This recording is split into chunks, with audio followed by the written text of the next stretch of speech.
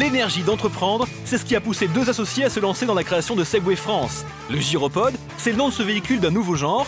Il a été élaboré par la firme aux USA, truffé d'électronique. Il pourrait bien envahir nos villes du futur tant il est simple et pratique d'utilisation. Et c'est bien l'ambition de François, 33 ans, et de Bertrand, 40 ans. Créé en 2006, Segway France est une entreprise qui compte aujourd'hui 9 personnes. Ce qui m'a donné l'énergie d'entreprendre, c'est ce produit. C'est cette machine qui est unique, qui est révolutionnaire, qui a apporté quelque chose de complètement nouveau dans la société. Et aujourd'hui, quand je monte encore sur le produit, je me régale et ça va durer encore, je pense, très longtemps.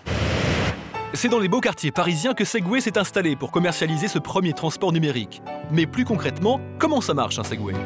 En fait, le principe d'équilibre, d'auto-équilibre dynamique du Segway, et donc cette nouvelle interface entre l'homme et le sol, c'est le principe du pendule inversé pour les ingénieurs.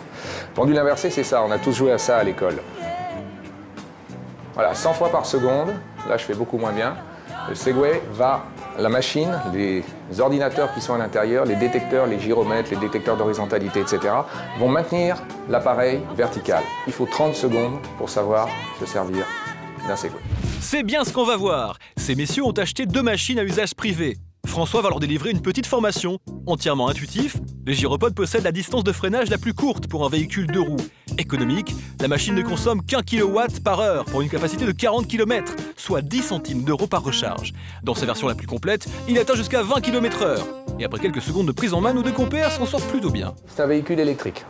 C'est tout simplement le mode de transport le plus économique et le plus écologique par personne et par kilomètre. Le Segway, il est multiterritorial. Il va dans l'herbe, sur le béton, sur le trottoir, sur la route, sur les pistes cyclables, à l'intérieur, dans une salle, dans un salon, une convention, un appartement, un ascenseur, un couloir. Il va partout. Mais tout le monde ne l'entend pas de cette oreille. Le maire d'une petite commune du sud de la France a fait passer un arrêté municipal interdisant l'exploitation du Gyropod. Un entrepreneur qui comptait organiser des visites touristiques à Segway se retrouve bien dans l'embarras. Écoutez. Ce qui est aberrant, c'est que dans la ville circulent des quads, des skateboards. Oui, il a juste interdit, enfin, c'est, oui, d'accord. Il a juste interdit les moyens de transport doux qui sont modernes et qui sont inconnus. Et il privilégie les quads qui polluent et qui sont très dangereux. Et chaque fois, on est obligé d'inventer des systèmes, de trouver quel est le meilleur moyen pour que Segway devienne un mode de transport, une nouvelle alternative au mode de transport de proximité dans les années qui viennent. C'est au salon de la franchise que nous retrouvons Bertrand et l'équipe de Segway. Pour les aider à commercialiser le Gyropod, ils ont créé Mobile Board. Décidément, ils sont créatifs ces deux-là. Il faut considérer en fait un Gyropod comme un ordinateur. Si je vous vends un ordinateur tout seul, vous allez me dire mais qu'est-ce que je vais faire avec ? Mobile Board, c'est un software. C'est la machine est vendue à quelqu'un avec l'utilisation de cette machine et la manière d'en faire une exploitation rentable et intéressante.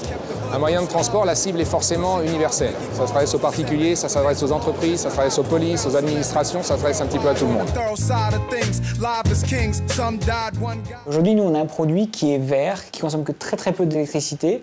Nous attendons que le ministère des Transports, peut-être le ministère du Numérique, que le ministère de l'Écologie se penche sur le sujet, et aujourd'hui il ne s'y penche pas, pardon de le dire, et commence à donner sa place au Gyropod et surtout codifier son utilisation comme l'ont fait un certain nombre de pays européens ou ailleurs dans le monde.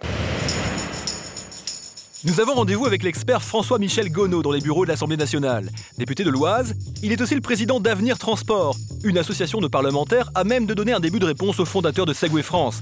Car vous l'aurez compris, le Gyropod semble poser quelques problèmes de législation tant il est nouveau dans notre quotidien. Avenir Transport est d'abord un lieu de réflexion, un lieu de débat, un lieu de confrontation des différents modes de transport et des problématiques qui, bien sûr, tournent autour de ces différents modes de transport. Je crois que c'est tout à fait intéressant de voir un moyen de transport d'abord qui existe déjà. L'appareil, le Segway existe déjà. Le problème, c'est qu'il faut qu'il trouve aujourd'hui sa place dans la ville, qu'il trouve ses usages, et en fonction de ses usages, qu'il trouve un petit peu comment il va se situer par rapport aux autres modes de transport public, alors qu'il est individuel, ou par rapport, par exemple, est-ce que son champ d'action est le trottoir ou la route? Il y a des tas de problèmes qui se posent et qu'il va falloir regarder. Ce qui est intéressant, c'est qu'il vient sans doute dans le champ le plus difficile, c'est-à-dire la ville, où on voit bien qu'on arrive à des problèmes de saturation, d'inconfort, de dangerosité, qui nécessitent des réponses nouvelles. Le Segway peut être une de ces réponses nouvelles.